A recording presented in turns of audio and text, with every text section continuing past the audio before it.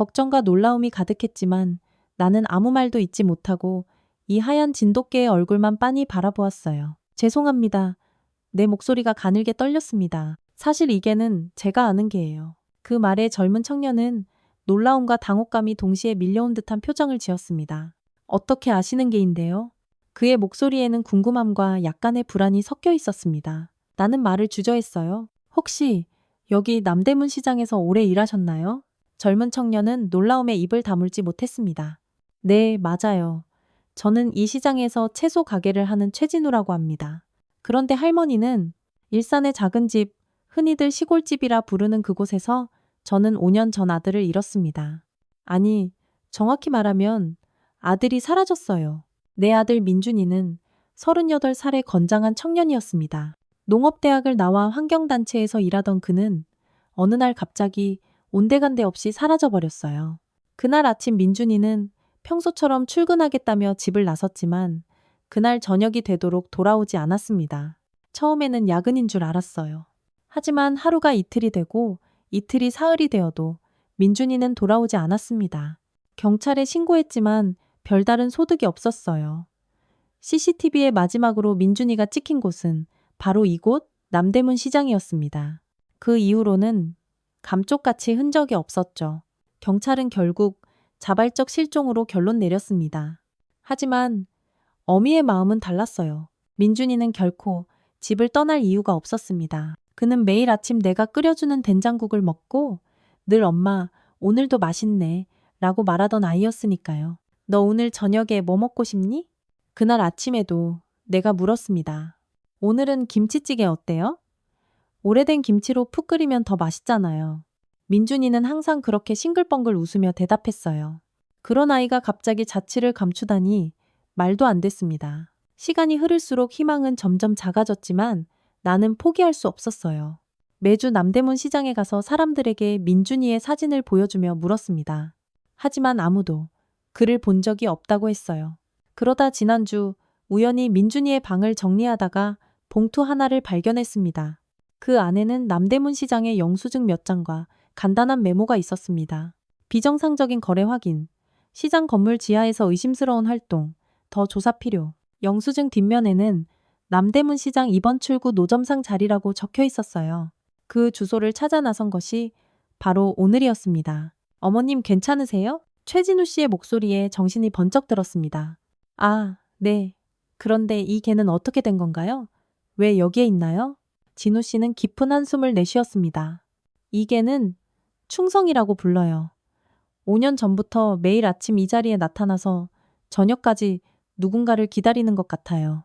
비가 오나 눈이 오나 단 한 번도 빠진 적이 없죠.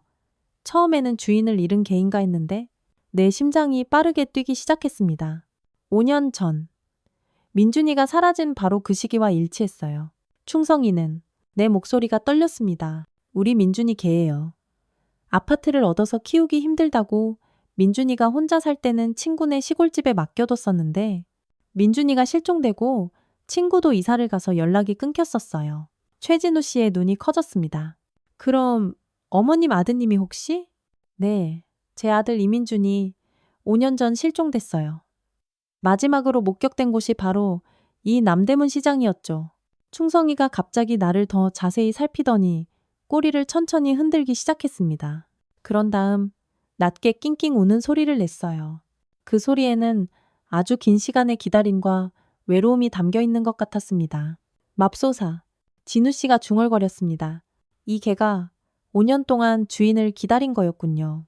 나는 무릎을 꿇고 충성이를 꼭 안았습니다. 따뜻한 체온이 고스란히 전해져 왔어요. 내 눈에서 뜨거운 눈물이 왈칵 흘러내렸습니다. 충성아, 엄마가 왔어. 민준이 엄마가 왔어.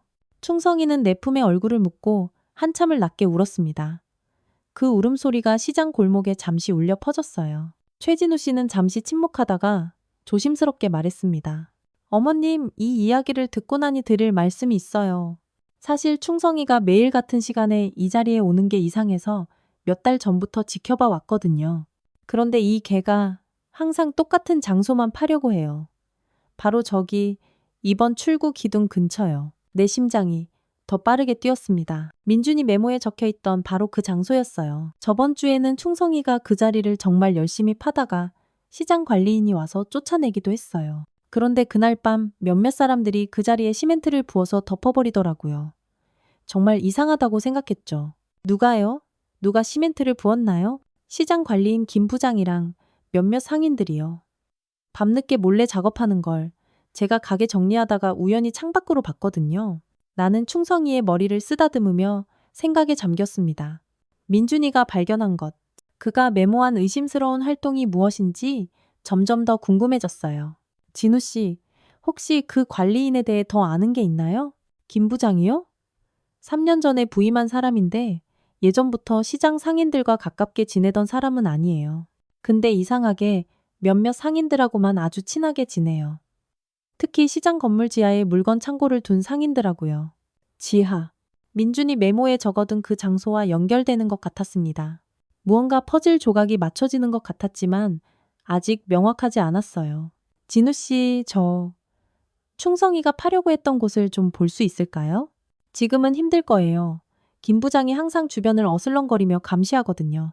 하지만 오늘 밤이나 내일 아침 아주 일찍이라면 가능할지도 모르겠네요. 그때 시장 입구에서 소란이 일어났습니다. 누군가 버럭 큰 소리로 외치고 있었어요. 저게 또 왔나?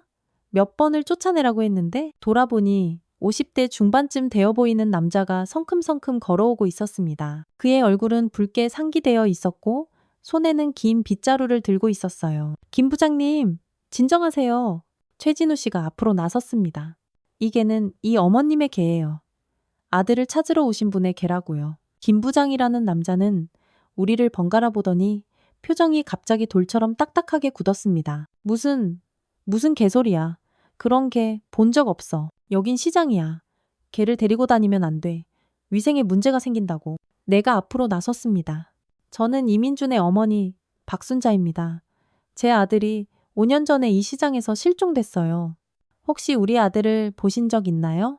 김 부장의 얼굴색이 더 어두워졌습니다. 뭐? 5년 전? 그때 난 여기 없었어. 모르는 일이야.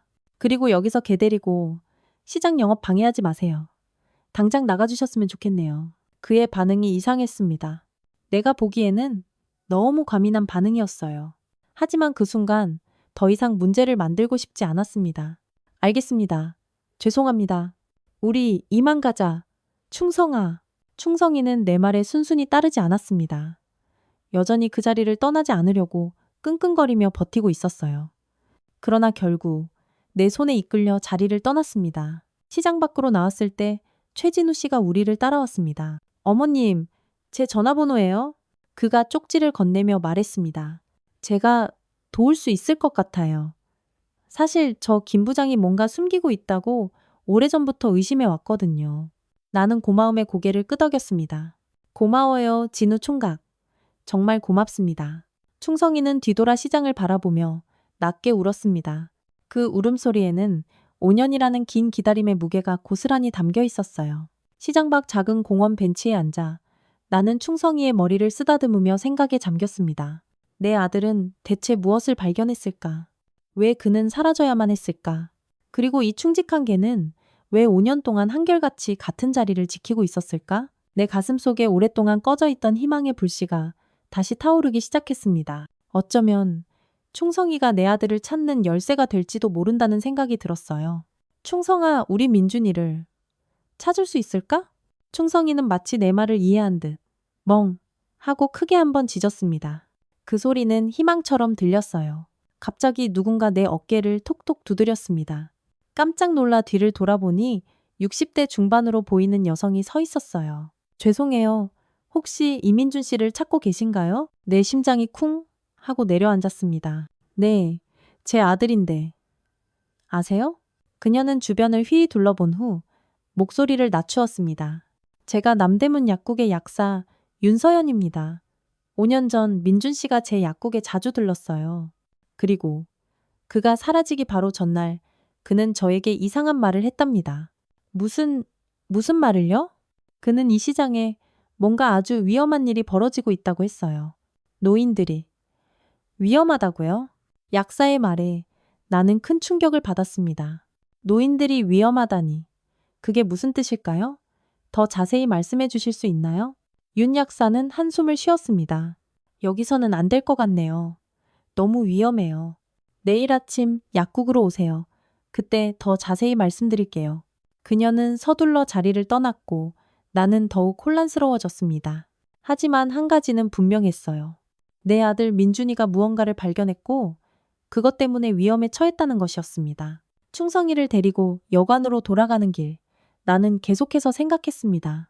아들이 남긴 단서들, 충성이의 행동, 약사의 이야기, 이 모든 것이 대체 어떻게 연결되는 걸까요? 여관방에 도착해서 창밖을 내다보니 어둠이 내린 거리 위로 가로등 불빛이 쓸쓸하게 비치고 있었습니다. 충성이는 내 발치에 편안하게 누워 새근새근 잠들었어요. 민준아, 엄마가 널 찾을게. 이번에는 반드시다. 내 속삭임이 어둠 속에 흩어졌습니다. 내일 새로운 단서를 찾아 나설 것이고 그것이 내 아들을 찾는 길이 되기를 간절히 기도했습니다. 다음 날 아침 나는 일찍 일어났습니다. 창밖으로 보이는 일은 새벽 풍경은 차분했지만 내 마음은 폭풍 전야처럼 요동쳤어요. 충성이도 벌써 깨어 창가에 앉아 밖을 내다보고 있었습니다. 그 모습이 마치 민준이를 기다리는 듯했어요. 충성아, 오늘은 민준이에 대한 단서를 찾을 수 있을까? 충성이는 내 말에 귀를 쫑긋 세우고 꼬리를 살랑 흔들었습니다. 오랜 세월이 지났지만 개의 눈빛에는 여전히 주인을 향한 그리움이 가득 담겨 있었어요. 아침 식사를 간단히 마치고 나는 충성이와 함께 약속대로 남대문 약국으로 향했습니다. 시장은 이제 막 문을 열기 시작하는 참이었고 상인들이 분주하게 움직이고 있었어요. 지나가는 사람들이 충성이를 보며 수군거렸지만 나는 아랑곳하지 않았습니다. 남대문 약국에 도착하자 윤서연 약사는 마치 우리를 기다리고 있었다는 듯이 문을 열어주었습니다. 그녀는 60대 중반으로 보이는 단정한 여성이었어요. 흰 가운을 입고 있었지만 그 아래로 보이는 손은 약간 떨리고 있었습니다. 어서 오세요, 박 어머님. 일찍 오셨네요. 그녀의 목소리는 차분했지만 그 안에 긴장감이 묻어 있었습니다. 약국 안으로 들어가자 약사는 신중하게 문을 닫고 영업 중 표시를 잠시 외출로 바꾸었습니다. 유리창 너머로 지나가는 사람들이 호기심 어린 눈으로 들여다봤지만 곧 자신들의 길을 갔어요. 여기서 이야기하는 게 안전할 것 같아요. 방해받지 않을 테니까요. 윤 약사가 안쪽 상담실로 우리를 안내했습니다. 윤 약사는 안쪽 상담실로 우리를 안내했습니다. 작지만 깔끔한 공간이었어요. 충성이도 얌전히 내 곁에 앉았습니다. 그는 주변을 쓱 살피더니 곧 편안하게 바닥에 누웠어요. 마치 이 공간이 안전하다고 판단한 듯 했습니다. 먼저 박 어머님께 정말 죄송합니다. 5년 전 민준 씨가 사라졌을 때 제가 좀 더 적극적으로 나섰어야 했는데 윤 약사의 목소리에는 오랜 미안함이 담겨 있었습니다. 아니에요, 윤 약사님. 지금이라도 말씀해 주셔서 감사해요. 제 아들에 대해 무엇을 아시나요? 내 목소리는 떨렸지만 가능한 한 침착하게 물었습니다. 약사는 깊은 숨을 들이마셨습니다. 그녀의 주름진 손이 잠시 떨리더니 곧 단정하게 무릎 위에 놓였어요. 민준 씨는 환경단체에서 일하면서 이 지역 노인 복지에도 관심이 아주 많았어요. 그는 종종 제 약국에 와서 독거노인들의 건강 상태를 물어보곤 했죠. 약값을 대신 내주기도 했고요. 충성이가 약사의 말에 귀를 기울이는 듯 했습니다. 그의 눈에는 기억의 그림자가 어른거렸어요. 그러던 어느 날 민준 씨가 굉장히 흥분한 상태로 제 약국에 찾아왔어요. 시장 지하에서 뭔가 이상한 것을 발견했다고 했죠. 노인들을 대상으로 하는 불법적인 일들이 벌어지고 있다고요. 불법적인 일이요? 어떤 일인가요? 약사는 목소리를 더욱 낮추었습니다.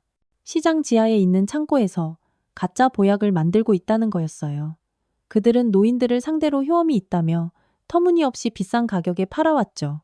하지만 그 보약은 전부 가짜였고 오히려 건강에 해로운 성분이 들어있었대요. 나는 충격을 받았습니다. 어쩐지 민준이가 그런 위험한 진실을 알게 되었다니. 내 아들은 항상 정의로운 아이였어요. 약자를 돕고 싶어 했고 그래서 환경단체에 들어갔던 것이고요. 그런 아이가 이런 위험에 처했다고 생각하니 마음이 무너져 내렸습니다. 그리고 더 심각한 것은 약사가 계속했습니다. 그들이 독거노인들의 재산을 노리고 있다는 거예요. 보약을 팔면서 집문서나 통장을 담보로 요구하는 경우도 있었대요. 그러다 노인들이 돈을 갚지 못하면 그녀는 말을 멈추고 고개를 숙였습니다. 그래서 제 아들이 사라진 건가요? 그 사실을 밝히려다가 약사는 슬픈 표정으로 고개를 끄덕였습니다. 민준 씨는 증거를 모으고 있었어요. 그가 마지막으로 저에게 한 말은 내일 모든 증거를 가지고 경찰서에 갈 거예요. 였어요. 하지만 그 다음날 그는 사라졌죠. 그때 갑자기 약국 문이 덜컥 열리는 소리가 들렸고 곧이어 누군가 상담실 문을 두드렸습니다. 우리 셋 모두 순간 얼음처럼 굳어버렸어요. 윤 씨, 계세요? 굵직한 남자 목소리였습니다.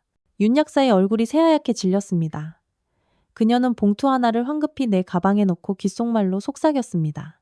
김 부장이에요. 그녀가 속삭였습니다. 시장 관리인이요. 빨리 뒷문으로 나가세요. 제가 그를 붙잡아 놓을게요. 나는 서둘러 충성이와 함께 뒷문으로 나왔습니다. 약국 뒤편 좁은 골목으로 나오자 최진우 씨가 서 있는 것이 보였습니다. 어머님, 여기 계셨군요. 찾고 있었어요. 진우 씨, 어떻게 여기에? 어젯밤에 곰곰이 생각해 보니 어머님께 해드릴 말이 더 있어서요. 시장 사람들에게 물어보니 이 약국에 오셨다고 해서요. 진우 씨의 표정이 심각했습니다. 제가 몇 달 전부터 김 부장을 주시해 왔어요. 그는 밤마다 시장 지하로 내려가곤 했죠. 한 번은 호기심에 몰래 따라가 봤는데 뭘 보셨어요? 지하 창고에서 수상한 모임이 있었어요. 김 부장하고 몇몇 상인들, 그리고 외부 사람들까지요. 그들은 보약이라는 것을 만들고 있었어요. 그리고 노인들의 명단을 검토하고 있었고요. 약사의 말과 정확히 일치했습니다. 민준이가 발견한 것도 바로 이런 사실이었을 거예요.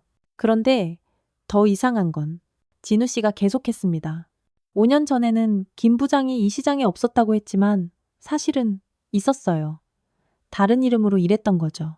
그가 관리인이 되기 전 시장 한쪽에서 한약재를 판매했었어요. 이런 사실을 들으니 점점 더 불안해졌습니다. 김 부장은 분명 무언가를 숨기고 있었어요. 진우 씨, 우리 아들이 이 사실을 알게 되어서 위험에 처한 것 같아요. 그럴 가능성이 높아요. 하지만 걱정 마세요. 제가 도와드릴게요. 우선은 충성이가 파려고 했던 그 자리를 확인해 봐야 할 것 같아요. 우리는 조심스럽게 시장 쪽으로 다시 향했습니다. 하지만 시장 입구에 도착하자 김 부장과 몇몇 사람들이 서 있는 것이 보였어요. 그들은 마치 누군가를 찾고 있는 것 같았습니다. 우리를 찾고 있는 것 같아요. 다른 길로 가요. 진우 씨는 우리를 시장 뒷골목으로 안내했습니다. 좁고 어두운 길이었지만 시장으로 들어갈 수 있는 다른 입구가 있었어요. 여기로 가면 2번 출구 쪽으로 바로 갈 수 있어요. 하지만 조심해야 해요. 우리는 소리 없이 조용히 시장 내부로 들어갔습니다. 아침 시간이라 손님은 많지 않았지만 상인들은 분주하게 움직이고 있었습니다. 충성이는 마치 이 길을 잘 알고 있다는 듯이 앞장서서 걸었어요. 이번 출구 근처에 도착했을 때 충성이는 갑자기 걸음을 멈추고 특정 위치를 향해 달려갔습니다. 바로 어제 그가 파려고 했던 그 장소였어요. 그곳은 시장 바닥에 새로 시멘트를 바른 흔적이 선명하게 남아 있었습니다. 여기군요. 진우 씨가 주변을 살펴보며 말했습니다. 근데 어떻게 파죠?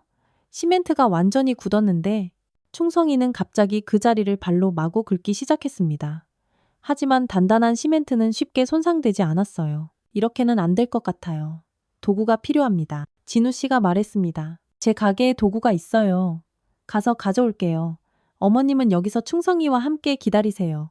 혹시 누가 오면 그냥 쉬고 있는 척 하세요. 진우 씨가 떠나고 나는 벤치에 앉아 마치 쉬고 있는 노인처럼 보이려고 애썼습니다.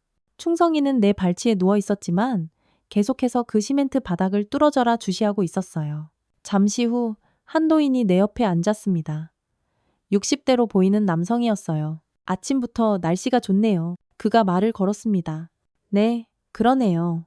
나는 긴장한 채로 대답했습니다. 그 개는 참 충직해 보이네요. 오래 키우셨어요? 아니요, 사실은 제 아들 개인데 아들이 잠시 자리를 비워서 제가 돌보고 있어요. 노인은 충성이를 바라보며 미소 지었습니다. 이 개, 어디서 본 것 같은데? 매일 이 시장에 와 있던 게 아닌가요? 나는 깜짝 놀라서 노인을 바라보았습니다. 네, 맞아요. 어떻게 아세요? 나는 매일 이 시장에 와요. 이 자리에 앉아서 사람 구경하는 게 내 낙이지? 이 개가 5년 동안 매일 같은 자리에 와서 누군가를 기다리는 것도 봤어요. 정말요? 혹시 제 아들을 본 적은 없으세요? 5년 전, 이 개의 주인인 내 손떨림을 감추지 못하고 서둘러 휴대폰에서 민준이의 사진을 꺼냈습니다. 노인은 사진을 자세히 들여다보더니 고개를 끄덕였습니다. 본 것 같아요. 5년 전 이 젊은이가 시장에서 몇몇 사람들과 다투는 것을 봤어요. 그중 한 명이 지금의 저 시장 관리인이었죠. 내 심장이 미친 듯이 뛰었습니다. 그 다음엔 어떻게 됐나요? 잘 기억이 안 나네요. 다툼이 있었고 그 후로 이 젊은이는 보지 못했어요.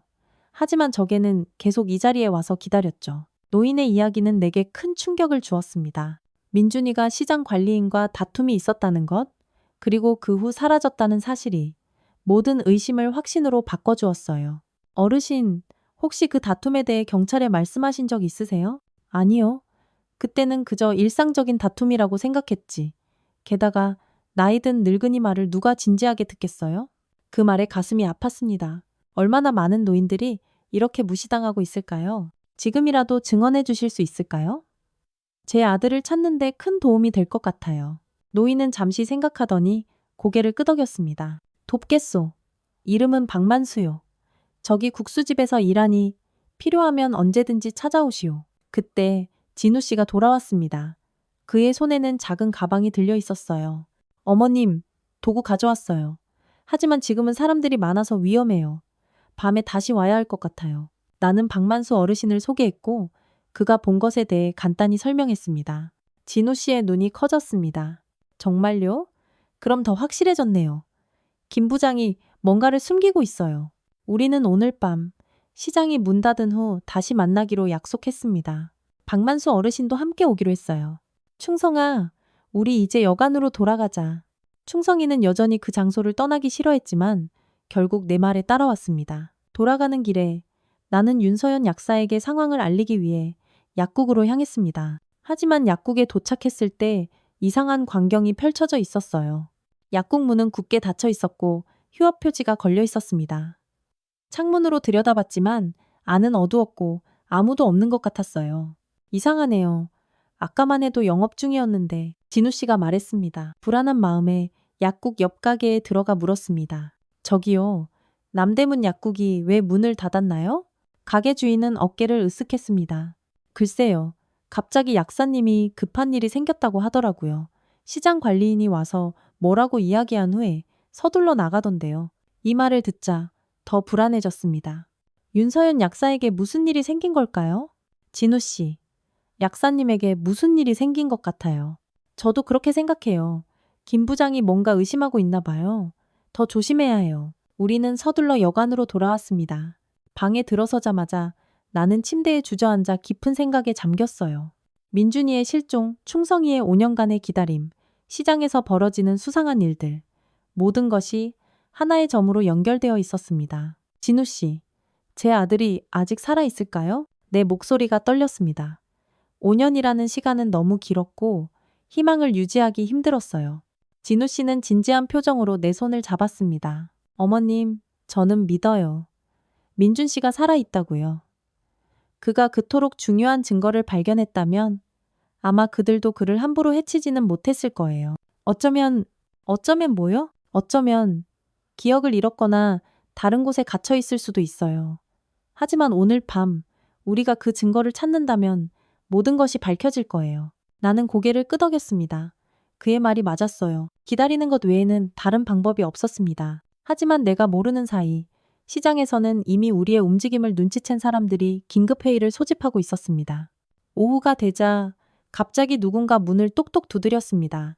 조심스럽게 문을 열자 여관 주인 주머니가 서 있었어요. 어머님, 전화 왔어요. 급한 일이라네요. 나는 충성이에게 조용히 있으라고 손짓한 후 아래층으로 내려갔습니다. 로비의 공중전화로 향했을 때 나는 직감적으로 뭔가 이상하다고 느꼈어요. 하지만 이미 전화기를 들고 있었습니다. 여보세요? 박 어머님, 윤서연 약사의 목소리였습니다. 그녀의 목소리는 공포에 질려 떨리고 있었어요. 약사님, 괜찮으세요? 무슨 일이 있었나요? 어머님, 조심하세요. 그들이 모든 걸 알고 있어요.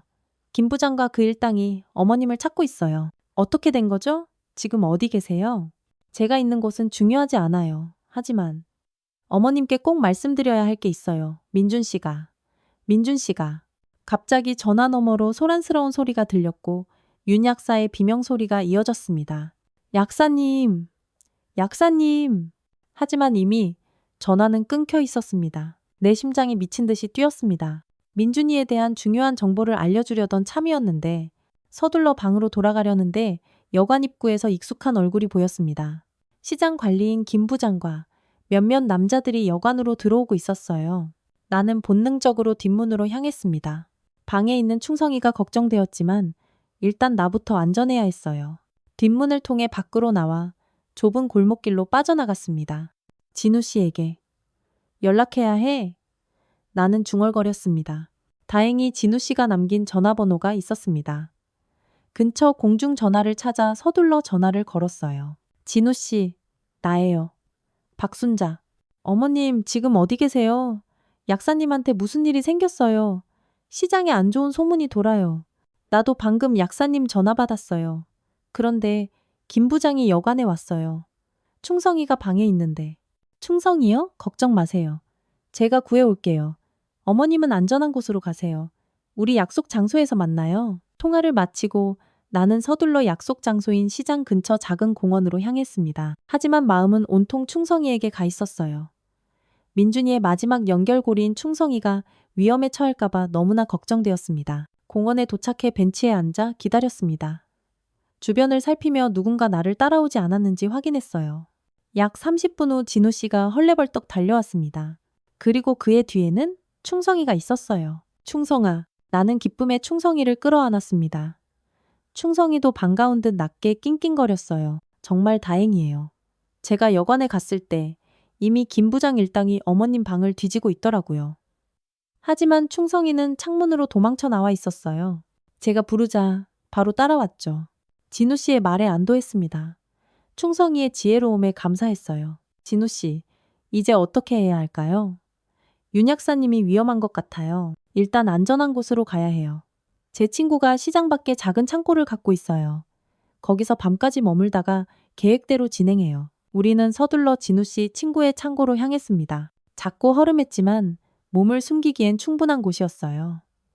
창고 안에는 농산물 상자들이 쌓여 있었고 한쪽에는 간이 침대도 있었습니다. 여기서 쉬세요, 어머님.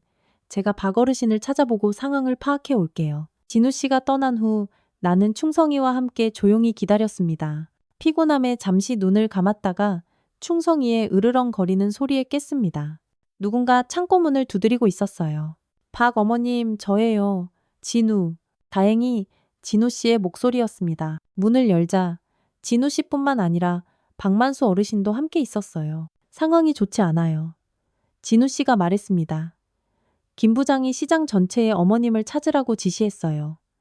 윤 약사는 사라졌고 약국은 봉쇄됐어요. 박 어르신이 고개를 끄덕였습니다. 그들이 뭔가 큰일을 꾸미고 있소. 시장 상인들 중 몇몇이 오늘 밤 지하에서 모임을 갖는다고 하더군요. 아마도 증거를 없애려는 것 같아요. 우리가 의심하고 있다는 걸 알게 됐으니까요. 진우 씨가 말했습니다. 그럼 오늘 밤이 마지막 기회겠네요. 내가 말했습니다. 증거를 찾아야 해요. 진우 씨는 계획을 설명했습니다. 밤 11시가 되면 시장은 완전히 문을 닫아요. 그때 우리가 들어가서 충성이가 파려고 했던 곳을 확인해요. 제가 가져온 도구로 시멘트를 깨볼게요. 우리는 그렇게 밤을 기다렸습니다. 어둠이 내리고 시계가 밤 10시 30분을 가리킬 때 우리는 조심스럽게 창고를 나섰습니다. 어두운 거리를 지나 시장 쪽으로 향했어요. 충성이는 우리 앞에서 길을 안내하듯 묵묵히 걸었습니다. 시장 근처에 도착했을 때 대부분의 상점들은 이미 문을 닫은 상태였습니다. 몇몇 술집과 포장마차만이 여전히 영업 중이었어요. 우리는 시장의 뒷골목으로 향했습니다. 저기요. 박 어르신이 갑자기 속삭였습니다. 뭔가 이상한데요. 우리가 멈춰서 보니 시장 지하로 내려가는 계단 근처에 몇 명의 남자들이 서 있었습니다. 그들은 무언가를 트럭에 싣고 있었어요. 상자들이었습니다. 증거를 옮기나 봐요. 진우 씨가 낮은 목소리로 말했습니다. 서둘러야 해요. 우리는 다른 입구를 통해 시장 안으로 들어갔습니다. 내부는 어두웠지만 복도 끝에 희미한 불빛이 보였어요. 충성이는 망설임 없이 2번 출구 방향으로 향했습니다. 우리는 조용히 그의 뒤를 따라갔어요. 2번 출구 근처에 도착했을 때 충성이는 아침에 있었던 그 자리로 바로 달려갔습니다. 그곳은 여전히 시멘트로 덮여 있었어요. 진우 씨는 가방에서 작은 망치와 끌을 꺼냈습니다. 제가 시멘트를 깨볼게요. 어머님과 어르신은 주변을 살펴주세요. 진우 씨가 조심스럽게 작업을 시작했습니다. 시장은 고요했지만 어딘가에서 희미한 대화 소리와 발자국 소리가 들리는 것 같았어요. 충성이는 진우 씨 곁에 바짝 앉아 작업을 지켜보고 있었습니다. 탕탕탕. 진우 씨의 망치가 시멘트에 부딪히는 소리가 조용한 시장에 울렸습니다. 그는 최대한 소리를 죽이려고 노력했지만 완전히 조용하게 할 수는 없었어요. 망치 소리가 날 때마다 우리는 주변을 경계하며 누군가 오지 않는지 살폈습니다. 약 10분 후 시멘트에 금이 가기 시작했습니다. 진우 씨는 더 조심스럽게 작업을 계속했습니다. 뭔가 있어요. 진우 씨가 갑자기 소리쳤습니다. 그의 끌이 무언가에 캉 하고 닿은 것 같았어요. 금속 소리였습니다. 진우 씨는 더 열심히 시멘트 조각들을 제거했습니다. 마침내 구멍이 충분히 커졌을 때 그는 손을 넣어 무언가를 꺼냈어요. 그것은 작은 금속 상자였습니다. 손바닥 2개 크기의 단단한 철제 상자였어요. 자물쇠가 달려 있었지만 망치로 몇 번 내려치자 철컥하며 열렸습니다. 상자 안에는 USB 드라이브와 몇 장의 서류, 그리고 작은 수첩이 있었습니다. 수첩에는 꾹꾹 눌러 쓴 글씨가 적혀 있었어요. 진우 씨가 손 전등을 비춰 읽기 시작했습니다. 이것은 남대문 시장에서 벌어지고 있는 노인 대상 사기와 불법 보약 제조에 관한 증거입니다. 김철민 김 부장의 본명과 그의 일당이 5년간 이 지역 노인들을 속여왔습니다. 그들은 가짜 보약을 만들어 비싼 값에 팔고 노인들의 재산을 갈취해 왔습니다. 이 USB에는 모든 증거 사진과 녹음 파일이 담겨 있습니다. 박민준. 내 심장이 터질 듯이 뛰었습니다. 이것은 민준이가 숨겨둔 증거였어요. 그가 그토록 지키려 했던 진실이었습니다. 충성이는 흥분한 듯 낮게 킁킁거렸어요. 이걸 갖고 경찰서로 가야 하오. 박 어르신이 말했습니다. 이제 우리에겐 증거가 있어. 그때 갑자기 시장 안쪽에서 소리가 들렸습니다. 터벅, 터벅, 발자국 소리였어요. 여러 명이 우리 쪽으로 오고 있었습니다. 누군가 와요. 진우 씨가 속삭였습니다. 빨리 나가야 해요. 우리는 서둘러 상자와 도구들을 챙겼습니다. 하지만 이미 늦었어요. 복도 끝에 손전등 빛이 번쩍였고 곧 남자 목소리가 들렸습니다. 거기 누구야? 충성이가 갑자기 앞으로 왕 하고 뛰쳐나가더니 크게 짖기 시작했습니다. 그 소리에 놀란 남자들이 잠시 멈춰섰어요. 충성이는 계속해서 짖으며 그들의 주의를 끌었습니다. 저 진돗개는 한 남자가 소리쳤습니다. 어머님, 증거를 가지고 가세요. 진우 씨가 서둘러 말했습니다. 저랑 박 어르신이 시간을 벌 테니 충성이와 함께 바로 경찰서로 가세요. 저 뒷문으로 나가면 돼요. 나는 망설였습니다. 하지만 증거가 가장 중요했어요. 민준이의 진실을 세상에 알려야 했습니다. 조심하세요, 진우 씨. 어르신도. 내 목소리가 떨렸습니다. 걱정 마시오. 우리는 괜찮을 거요. 박 어르신이 지팡이를 단단히 쥐며 말했습니다. 어서 가요. 나는 충성이와 함께 뒷문을 향해 달렸습니다. 손에는 금속 상자를 꼭 쥐고 있었어요. 민준이의 5년간의 노력과 충성이의 5년간의 기다림이 이 작은 상자에 모두 담겨 있었습니다. 뒤에서는 진우 씨와 박 어르신의 목소리, 그리고 낯선 남자들의 고함 소리가 들렸지만 뒤돌아볼 시간이 없었어요. 뒷문을 통해 밖으로 나오자 차가운 밤 공기가 내 얼굴을 때렸습니다. 충성이는 내 옆을 지키며 계속 앞으로 나아갔어요. 그는 마치 우리가 어디로 가야 하는지 정확히 알고 있는 것 같았습니다. 경찰서. 경찰서는 어디지? 나는 숨을 가쁘게 내쉬며 중얼거렸습니다. 이 동네는 낯설었고 밤이라 방향을 찾기 어려웠어요. 충성이가 갑자기 방향을 틀어 좁은 골목으로 들어갔습니다. 나는 망설임 없이 그를 따랐어요. 골목을 지나 넓은 도로에 도착했을 때 저 멀리 파출소의 푸른 간판이 보였습니다. 충성이는 그곳을 향해 달렸어요. 그때 뒤에서 자동차 엔진 소리가 부항하고 들렸습니다. 검은 차 한 대가 골목에서 나와 우리를 향해 무섭게 오고 있었어요. 차 안에는 시장 관리인 김 부장과 다른 남자가 있었습니다. 저기 있다!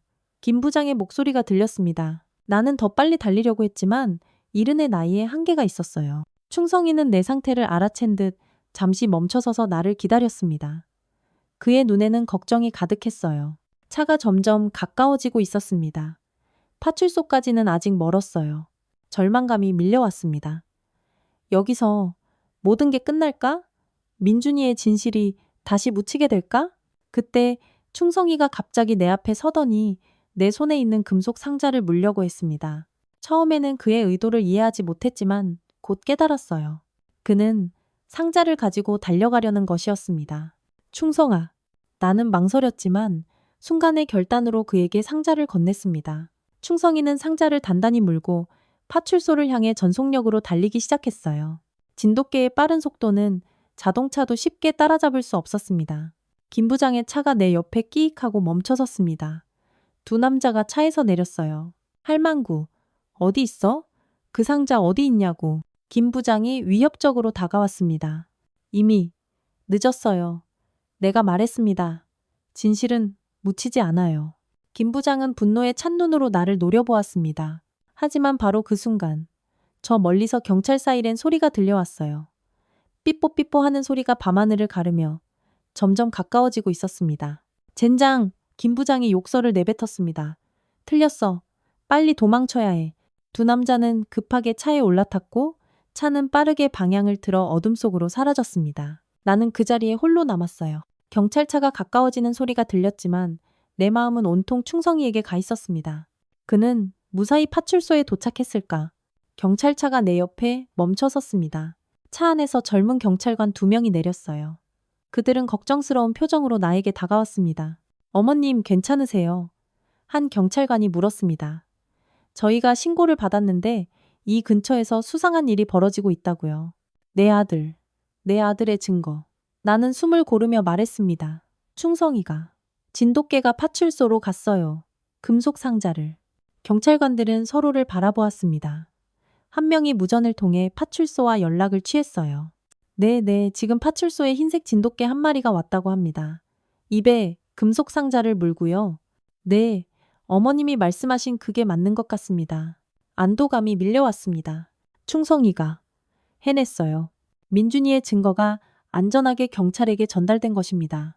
어머님, 저희와 함께 파출소로 가시죠. 자세한 이야기를 들어야 할 것 같습니다. 경찰차에 올라타면서도 내 마음은 불안했습니다. 진우 씨와 박 어르신은 무사할까? 그리고 윤 약사님은 어디에 있을까? 하지만 무엇보다 민준이 내 아들은 정말 살아있을까? 파출소에 도착하자 충성이가 제일 먼저 나를 반겼습니다. 그는 입구에서 초조하게 기다리고 있었어요. 나를 보자마자 기쁘게 꼬리를 흔들었습니다. 그의 발 아래에는 그 금속 상자가 놓여 있었어요. 이 개가 어머님 개입니까? 파출소장으로 보이는 중년의 경찰이 물었습니다. 아니요, 제 아들의 개입니다. 제 아들은 5년 전에 실종됐어요. 그리고 이 개는 5년 동안 시장에서 아들을 기다렸죠. 나는 모든 이야기를 경찰에게 털어놓았습니다. 민준이의 실종, 충성이의 기다림, 최근에 발견한 증거와 남대문 시장에서 벌어지고 있던 노인 대상 사기에 대해서요. 경찰들은 진지하게 내 이야기를 들었고 금속 상자를 열어 내용물을 확인했습니다. 이건 정말 심각한 범죄 증거입니다. 파출소장이 말했습니다. USB와 수첩, 사진들. 이걸 바탕으로 즉시 수사를 시작하겠습니다. 김철민과 그 일당을 체포해야겠어요. 그때 파출소 문이 열리고 진우 씨와 박만수 어르신이 들어왔습니다. 두 사람 모두 약간 지쳐 보였지만 다행히 크게 다친 곳은 없어 보였어요. 어머님, 진우 씨가 반가워하며 다가왔습니다. 무사하셔서 다행이에요. 충성이는요? 여기 있어. 나는 충성이를 가리키며 웃었습니다. 우리 충성이가 증거를 안전하게 가져왔단다. 진우 씨는 안도의 한숨을 내쉬었습니다. 다행이에요. 저희는 그 일당을 따돌리느라 고생 좀 했어요. 박 어르신이 지팡이로 한 명의 다리를 걸어 넘어뜨리기까지 했다니까요. 박만수 어르신은 수줍게 웃었습니다. 오래전에 택견을 좀 배웠거든. 경찰들은 우리의 진술을 모두 기록하고 즉시 체포팀을 남대문 시장으로 보냈습니다. 그리고 약 1시간 후 김철민과 그의 일당 몇 명이 체포되어 파출소로 끌려왔어요. 경찰들이 김철민 일당을 조사실로 데려가는 동안 나는 충성이와 함께 대기실에 앉아 있었습니다. 진우 씨와 박 어르신도 함께였죠. 우리 모두 지쳐 있었지만 마음 한구석에는 안도감과 함께 설렘이 자리 잡고 있었어요. 경찰들이 김철민 일당을 조사실로 데려가는 동안 나는 충성이와 함께 대기실에 앉아 있었습니다. 진우 씨와 박 어르신도 함께였죠. 우리 모두 지쳐 있었지만 마음 한구석에는 안도감과 함께 설렘이 자리 잡고 있었어요. 드디어 진실이 밝혀지고 있었으니까요. 파출소장이 다시 나타났습니다. 그의 표정은 진지했지만 눈빛에는 희망의 기색이 보였어요. 박 어머님, 좋은 소식이 있습니다. 그가 말했습니다.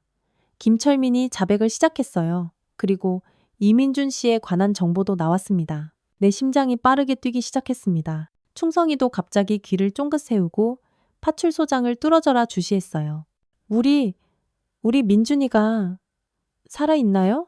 내 목소리는 떨렸고 두 손은 무의식적으로 서로를 꼭 쥐고 있었습니다. 네, 살아 계십니다. 파출소장의 말에 내 눈에서 눈물이 폭포수처럼 흘러내렸습니다. 충성이도 마치 이해한 듯 낮게 흐응 우는 소리를 냈어요. 하지만 상황이 조금 복잡합니다. 민준 씨는 5년 전 김철민 일당에게 심하게 구타를 당했습니다. 그들은 민준 씨가 발견한 증거 때문에 그를 없애려고 했던 거죠. 그래서 나는 떨리는 손으로 입을 가렸습니다. 민준 씨는 그날 시장 지하에서 의식을 잃었고 김철민 일당은 그를 죽은 줄 알고 시 외곽에 버렸습니다. 하지만 다행히도 지나가던 트럭 운전사가 민준 씨를 발견해 병원으로 옮겼어요. 파출소장이 설명을 이어갔습니다. 민준 씨는 심한 뇌 손상으로 오랫동안 의식 불명 상태였고 깨어났을 때는 기억 상실 상태였습니다. 진우 씨가 놀란 표정으로 물었습니다. 그럼 지금은 어디에 있나요? 강원도 정선에 있는 늘푸른 요양원에 계십니다. 강지환이라는 이름으로요. 신원 미상자로 병원에 도착했기 때문에 새로운 신원을 부여받은 겁니다. 내 마음은 복잡한 감정으로 가득 찼습니다. 민준이가 살아있다는 기쁨, 그가 5년 동안 혼자 고통 속에 있었다는 슬픔, 그리고 그를 다시 만날 수 있다는 설렘이 마구 뒤섞였어요. 지금 당장 가봐야겠어요. 제 아들을 만나러. 내가 말했습니다. 네, 물론입니다. 저희가 교통편을 제공해드리겠습니다.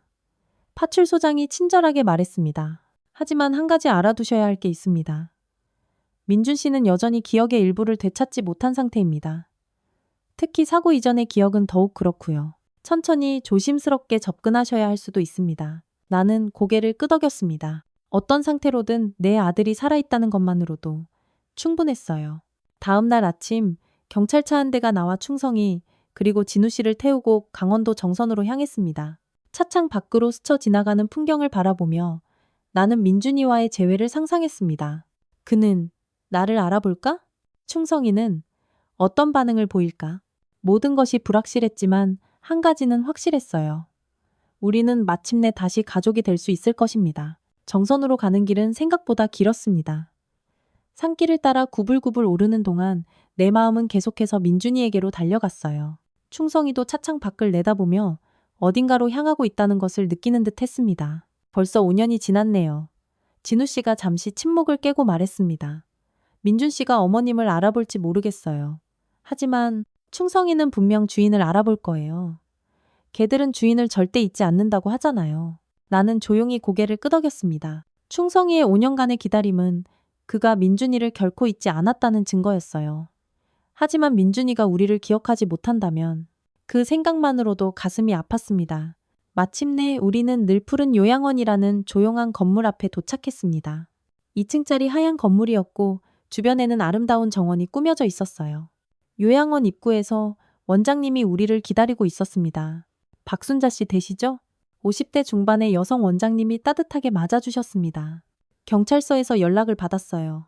정말 놀라운 이야기더군요. 네, 제 아들이 여기에 있다고 들었어요. 강지환. 아니, 이민준이라고요. 내 목소리가 떨렸습니다. 원장님은 이해한다는 눈빛으로 고개를 끄덕였습니다. 네, 지환 씨. 처음에는 거의 말을 하지 않으셨는데 지금은 많이 좋아지셨어요. 원예 치료에 참여하시고 도서관에서 책도 읽으세요. 자신이 누구인지 알고 있나요? 내가 조심스럽게 물었습니다. 부분적으로만요. 그는 자신이 강지환이라는 이름을 가진 사람이라는 것은 알고 있어요. 하지만 과거의 기억은 거의 없으신 것 같아요. 가끔 플래시백처럼 떠오르는 장면들이 있다고는 하셨죠. 충성이가 갑자기 귀를 쫑긋 세웠습니다. 그는 주변의 냄새를 킁킁 맡더니 약간 흥분한 듯 했어요. 마치 민준이의 냄새를 맡은 것처럼요. 지금 만나볼 수 있을까요? 내가 물었습니다. 물론이죠. 하지만 한 가지 부탁드릴게요. 너무 갑작스럽게 모든 것을 알려주지 마세요. 천천히 진행하는 게 좋을 것 같아요. 큰 충격은 그의 회복에 좋지 않을 수 있어요. 원장님이 조언해 주셨습니다. 우리는 원장님을 따라 요양원 뒤편 정원으로 향했습니다. 그곳에는 작은 텃밭이 있었고 몇몇 사람들이 채소를 가꾸고 있었어요. 그중 한 명이 등을 돌린 채 무언가에 집중하고 있었습니다. 지환 씨, 손님이 오셨어요. 원장님이 부드럽게 불렀습니다. 그 사람이 천천히 돌아섰습니다. 그 순간 내 심장이 멎는 듯 했어요. 그는 분명 내 아들 민준이었습니다. 5년이라는 세월이 지났고 그의 얼굴에는 약간의 상처 흔적이 남아 있었지만 그 눈빛은 여전히 내 아들의 것이었어요. 민준이가 천천히 일어서서 우리를 바라보았습니다. 그의 눈에 약간의 혼란이 스쳐 지나갔어요. 그는 우리를 알아보지 못하는 듯 했습니다. 하지만 충성이를 보자 그의 표정이 미묘하게 변했어요. 무언가를 느끼는 듯 했습니다. 안녕하세요. 민준이가 조용히 인사했습니다. 그의 목소리는 예전보다 조금 낮아졌지만 여전히 부드러웠어요. 제가 알고 있는 분들인가요? 나는 대답하려 했지만 목이 메어 말이 나오지 않았습니다. 내 아들이 내 앞에 살아있는 모습으로 서 있는데 그는 나를 알아보지 못하고 있었어요. 눈물이 눈가에 핀 고였습니다. 그때 충성이가 더 이상 참지 못하고 민준이에게로 달려갔습니다. 그는 민준이의 발치에 도착해 낮게 낑낑 울면서 그의 주변을 빙빙 돌았어요. 꼬리는 기쁨에 차서 헬리콥터처럼 맹렬히 흔들리고 있었습니다. 민준이는 놀란 표정으로 충성이를 바라보았습니다. 그의 손이 조금 떨리더니 천천히 충성이의 머리를 향해 내려갔어요. 손끝이 충성이의 털에 닿자 그의 눈에 무언가가 번개처럼 스쳐 지나갔습니다. 그는 무릎을 꿇고 충성이를 가까이 끌어안았습니다. 너, 민준이의 목소리가 떨렸습니다. 난 널 알아. 어딘가에서. 충성이는 그의 얼굴을 핥으며 반가움을 표현했습니다. 마침내 5년간의 기다림이 끝났다는 듯이 기쁜 소리를 냈어요. 나는 조심스럽게 그들에게 다가갔습니다. 민준아. 아니, 지환 씨. 나는 원장님의 조언을 기억하며 말을 골랐습니다. 저는 박순자라고 해요. 이 아이의 이름은 충성이고요. 민준이는 천천히 고개를 들어 나를 바라보았습니다. 그의 눈에 눈물이 맺혔어요. 충성이. 그가 걔의 이름을 따라 말했습니다. 왜 이 이름이 이렇게 익숙하지? 그리고 어르신도. 우리는 오래전에 만났던 사이예요. 내가 부드럽게 말했습니다. 당신이 기억을 잃기 전에요. 민준이는 고개를 저었습니다. 그의 표정에 고통과 혼란이 교차했어요. 죄송해요. 저는. 제 기억이 완전하지 않아요. 때로는 꿈에서 얼굴들이 보이지만 깨어나면 모두 사라져버려요. 나는 그의 혼란을 이해했습니다. 급하게 진실을 알려주고 싶었지만 서두르면 안 된다는 것도 알았어요. 괜찮아요. 우리가 천천히 이야기해요. 당신과 충성이가 다시 만나게 되어 기쁘네요. 우리는 정원 벤치에 앉았습니다. 충성이는 민준이의 발치에 찰싹 붙어 누워 그를 떠날 생각이 전혀 없어 보였어요. 민준이는 자연스럽게 계속해서 충성이의 머리를 쓰다듬었습니다. 마치 아주 오래된 습관처럼요. 저는 여기서 4년 넘게 지냈어요. 민준이가 말했습니다. 그전에는 병원에 있었고요. 의사들은 제가 심한 뇌 손상을 입었다고 했어요. 제 이름도 가족도 과거도 모두 잊어버렸죠. 하지만 가끔은 무언가가 떠올라요. 민준이는 충성이를 바라보며 말을 이었습니다. 그의 손가락이 충성이의 목덜미를 부드럽게 쓰다듬었어요. 시장의 모습, 누군가와 다투는 장면, 그리고 따뜻한 된장국 냄새. 그의 눈이 잠시 멀리 있는 무언가를 보는 듯 했습니다. 내 가슴이 철렁했습니다. 된장국은 민준이가 가장 좋아하던 아침 식사였어요. 매일 아침 내가 끓여주던 것이었죠. 기억이 조금씩 돌아오고 있나 봐요. 내가 조심스럽게 말했습니다. 너무 서두르지 않으려고 노력했지만 내 목소리에는 기대감이 묻어났어요. 진우 씨가 천천히 다가와 자신을 소개했습니다. 안녕하세요. 저는 최진우라고 합니다. 남대문 시장에서 채소 가게를 운영하고 있어요. 남대문 시장. 민준이가 중얼거렸습니다. 그 이름이 익숙해요. 제가 거기서 일했나요? 네, 그랬어요. 진우 씨가 대답했습니다. 사실은 우리가 여기 온 것도 남대문 시장과 관련이 있어요. 당신이 5년 전에 발견한 것 때문에 원장님이 살짝 고개를 저으며 진행 속도를 조절하라는 신호를 보냈습니다. 진우 씨는 이해한 듯 말을 바꾸었어요. 그건 천천히 이야기하면 될 것 같아요. 지금은 당신과 충성이가 다시 만난 것이 중요하니까요. 민준이는 충성이의 목에 걸린 낡은 목걸이를 살펴보았습니다. 목걸이에는 충성이라는 이름과 전화번호가 희미하게 새겨져 있었어요. 그것은 민준이가 직접 만들어준 것이었습니다. 이 글씨체. 민준이가 목걸이를 자세히 보았습니다. 이건 제 글씨 같아요. 제가 썼나요? 네, 당신이 직접 새겨주었어요. 내가 대답했습니다. 충성이는 당신의 개였어요. 5년 동안 매일같이 남대문 시장에서 당신을 기다렸어요. 민준이의 눈에 놀라움이 어렸습니다. 5년이라고요? 그게 가능한가요? 네, 가능해요. 원장님이 부드럽게 말했습니다. 개들의 충성심은 때로는 우리 상상을 뛰어넘죠. 특히 진돗개는 주인에 대한 충성심이 아주 강하다고 알려져 있어요. 민준이는 충성이를 바라보며 감정에 복받쳤습니다. 그의 눈에서 눈물이 흘러내렸어요. 미안해. 내가 너를 기억하지 못해서 그가 충성이에게 속삭였습니다. 충성이가 민준이의 손을 핥자 갑자기 민준이의 눈에 무언가가 번뜩 스쳐 지나갔습니다. 그는 잠시 멍한 표정이 되더니 머리에 손을 짚었습니다. 괜찮으세요? 원장님이 걱정스러운 표정으로 물었습니다. 방금 뭔가 보였어요.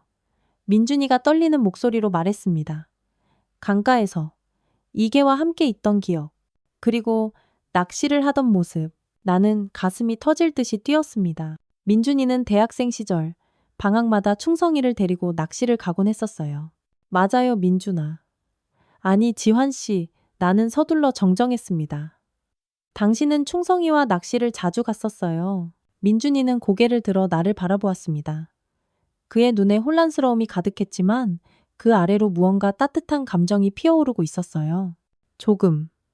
조금만 더 천천히 생각할 수 있을까요? 민준이가 부탁했습니다. 너무 많은 것이 한꺼번에 밀려와서 물론이에요.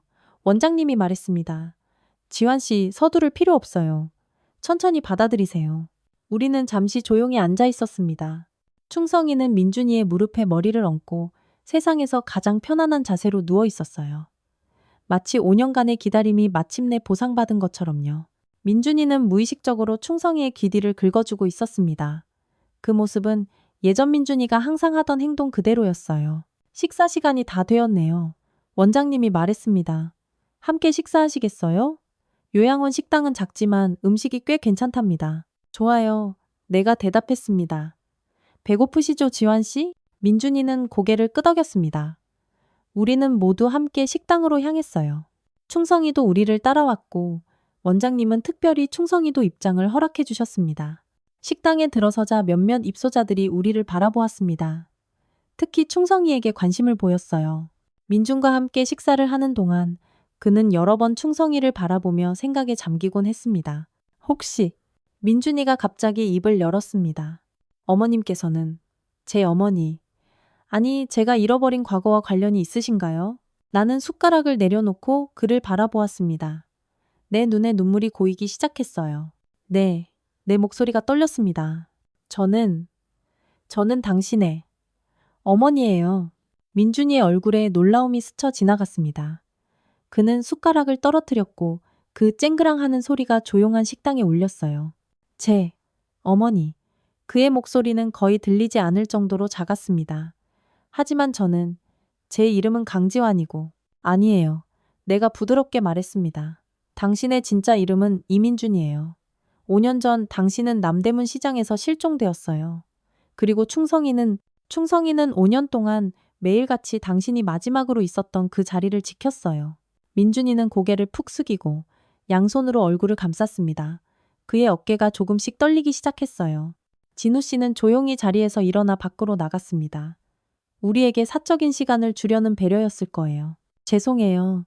원장님이 조용히 말했습니다. 너무 빨리 진행된 것 같네요. 지환 씨, 아니 민준 씨에게 시간이 필요할 것 같아요. 하지만 민준은 갑자기 고개를 들었습니다. 그의 눈에는 눈물이 가득했지만 그 아래로는 분명한 인식이 깃들기 시작했어요. 된장국. 그가 말했습니다. 매일 아침 어머니가 끓여주시던 된장국. 그리고 김치찌개. 제가 가장 좋아하던. 내 심장이 거의 멎을 것 같았습니다. 그는 기억하고 있었어요. 맞아, 민준아. 이번에는 지환 씨라고 부르지 않았습니다. 네가 가장 좋아하던 음식이었어. 민준이는 천천히 일어나 내게 다가왔습니다. 그의 걸음은 불안정했지만 눈빛은 확신에 차 있었어요. 그는 내 앞에 무릎을 꿇고 내 손을 잡았습니다. 어머니, 그가 떨리는 목소리로 불렀습니다. 정말 어머니, 맞으신가요? 나는 더 이상 참을 수 없어 그를 힘껏 끌어안았습니다. 5년간의 그리움과 아픔, 절망과 희망이 모두 이 포옹에 담겼어요. 그래, 내 아들아, 엄마가 왔어. 엄마가 이제야 왔어. 충성이도 우리 옆으로 다가와 낮게 흐느끼듯 울었습니다. 그 소리에는 기쁨과 안도감이 가득했어요. 우리 세 가족이 마침내 다시 하나가 된 순간이었습니다. 다음날 아침, 요양원 정원에는 따스한 햇살이 내리쬐고 있었습니다. 나는 민준이와 충성이와 함께 벤치에 앉아 있었어요. 진우 씨는 잠시 경찰서에 가서 김철민 일당에 대한 추가 조사 상황을 확인하러 갔습니다. 어젯밤에 계속 생각했어요. 민준이가 말했습니다. 조각조각 기억이 돌아오고 있어요. 아직 완전하지는 않지만 서두르지 마. 내가 그의 손을 잡으며 말했습니다. 모든 건 천천히 제자리로 돌아올 거야. 어머니 민준이가 진지한 표정으로 나를 바라보았습니다. 제가 남대문 시장에서 무슨 일을 하고 있었는지 기억나요? 노인들이 위험했어요. 그들이 만든 가짜 보약과 사기, 그리고 김철민, 나는 고개를 끄덕였습니다. 알아 아들아, 이제 모든 게 밝혀졌어. 네가 숨겨둔 증거 덕분에 김철민과 그 일당은 모두 체포됐어. 정말요?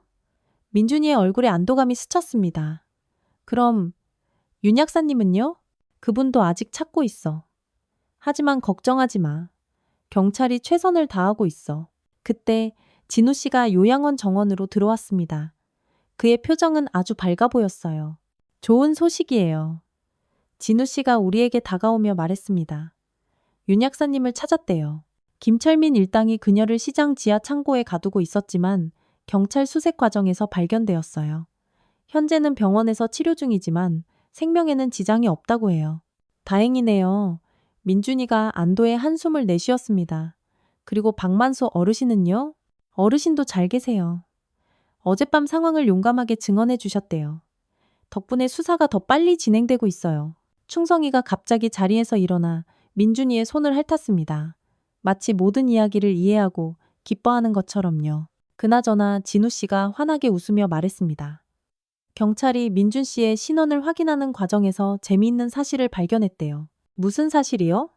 민준이가 궁금해했습니다. 민준 씨가 환경단체에서 일할 때 작성했던 보고서들이 발견됐는데 그게 노인 대상 범죄를 막는데 아주 중요한 자료가 됐대요. 그리고 그 공로를 인정받아 특별 표창을 받게 될 거라고 해요.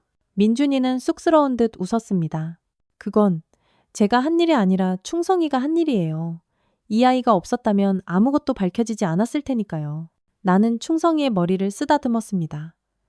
맞아, 우리 충성이가 진짜 영웅이야. 어머니 민준이가 조용히 말했습니다. 이제 우리 집으로 돌아갈 수 있을까요? 제가 살던 그 집, 일산의 작은 집으로요. 나는 기쁨의 눈물이 고였습니다. 물론이지.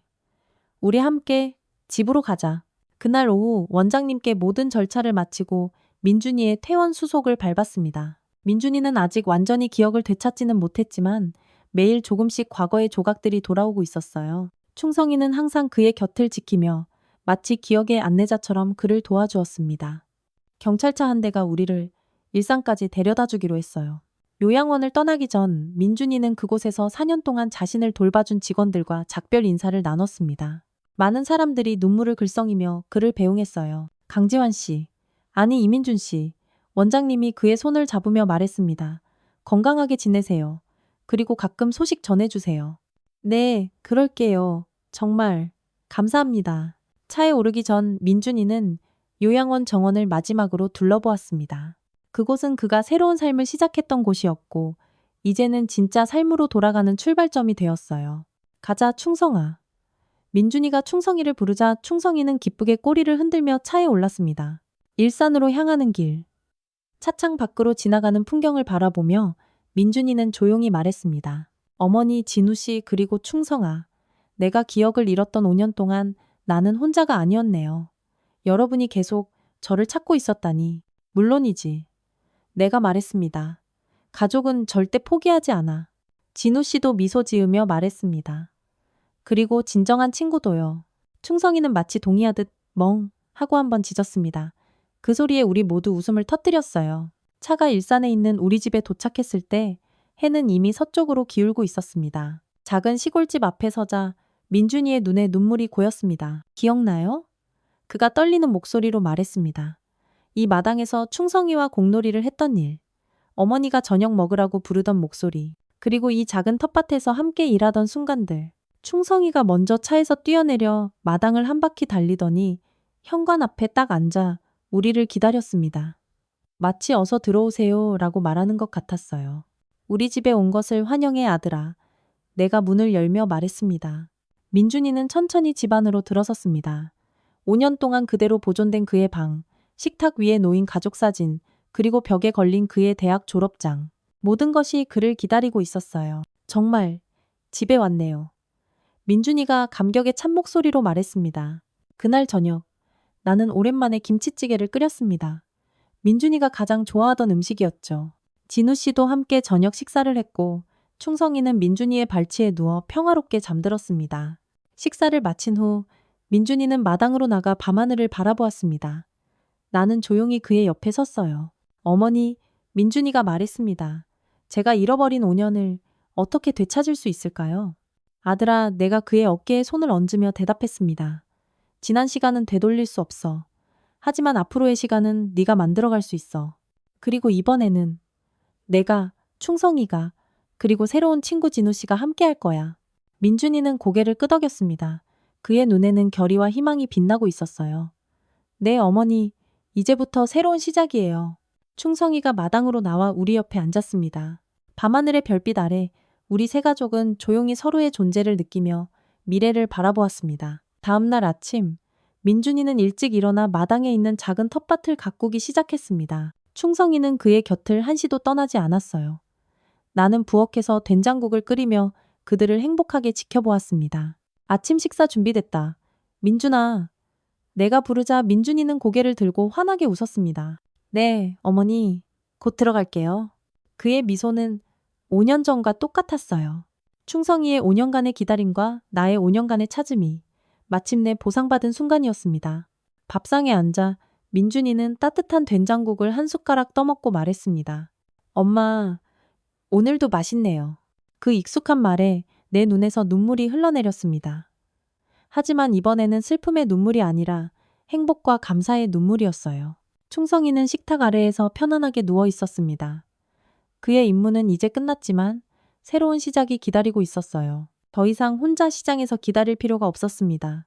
이제 그는 자신의 주인과 함께, 가족과 함께 있었으니까요. 충성아, 민준이가 충성이의 머리를 쓰다듬으며 말했습니다. 5년 동안 정말 고마웠어. 이제는 내가 네 곁을 지킬게. 충성이는 마치 이해한 듯 꼬리를 흔들며 민준이의 손을 핥았습니다. 그의 눈에는 더 이상 슬픔과 기다림이 아닌 온전한 행복만이 가득 담겨 있었어요. 우리의 이야기는 여기서 끝이 아닙니다. 민준이의 기억은 조금씩 돌아오고 있고 김철민과 그 일당은 법의 심판을 받게 될 것입니다. 그리고 우리 가족은 5년의 이별을 뒤로하고 새로운 삶을 함께 시작할 것입니다. 하지만 이 모든 것이 가능했던 것은 한 마리 충직한 개의 변함없는 사랑과 기다림 덕분이었습니다. 충성이라는 이름처럼 진정한 충성심을 보여준 우리의 영웅 덕분이었습니다.